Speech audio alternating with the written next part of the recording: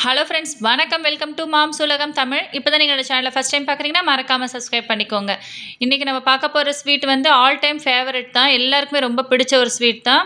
இது வந்து நம்ம 90 கிட்ஸாக இருந்தீங்கன்னா உங்கள் எல்லாருக்கும் ரொம்பவே பிடிக்கும்.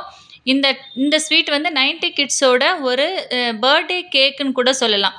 அது ஒன்றும் இல்லைங்க, ரவை கேசரி தான். அதை வந்து நம்ம ஹோட்டல் ஸ்டைலில் எப்படி செய்யலான்றதை பார்க்கலாம் வாங்க. அதுக்கு 1 கப் அளவு ரவை, 1க்கு 2 ரேஷியோன்ற அளவில் சர்க்கரை, நெய், ரீஃபைண்ட் ஆயில், ஏலக்காய், முந்திரி, திராட்சை, கேசரி பவுடர்.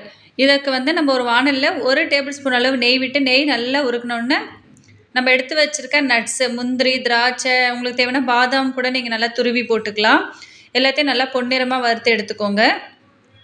இப்போ அதே வானலியில் வந்து நம்ம எடுத்து வச்சுருக்க 1 கப் அளவு ரவை, இந்த ரவையை நல்லா பொன்னிறமாக வறுக்கணும். நீங்கள் ஆல்ரெடி வறுத்த ரவை போட்டாலும் ஒரு வாட்டி வறுத்து செய்யும்போது தான் டேஸ்ட் நல்லாயிருக்கும்.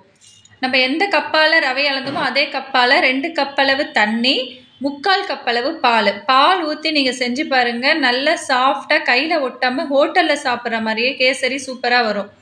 இப்போ நல்லா கொதித்து வந்த பிறகு நம்ம வறுத்து வச்சுருக்க ரவையை போட்டு நல்லா கிளறி விட்டுக்கோங்க. இந்த ஸ்டேஜில் நம்ம அடுப்பை சிம்மில் வச்சுக்கணும். நல்லா அந்த கட்டி இல்லாமல் நல்லா கிளறி விட்டுட்டு 1 சிட்டிகை அளவு உப்பு போட்டுக்கோங்க. எந்த ஸ்வீட் செஞ்சாலும் நம்ம உப்பு போட்டு செய்யும்போது தான் அதோட சுவை வந்து இன்னும் அதிகமாக இருக்கும்.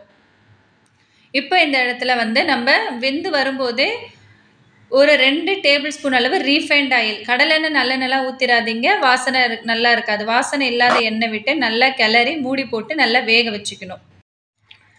நல்லா வெந்து வரும்போது ஏலக்காவை உங்கள்கிட்ட தூளாக இருந்தால் போட்டுக்கோங்க, இல்லைன்னா இந்த மாதிரி கட் பண்ணி நம்ம சர்க்கரையோடு சேர்த்துக்கோங்க. 1க்கு 2 ரேஷியோவில் சர்க்கரை போட்டிங்கன்னா ஸ்வீட் கரெக்டாக இருக்கும்.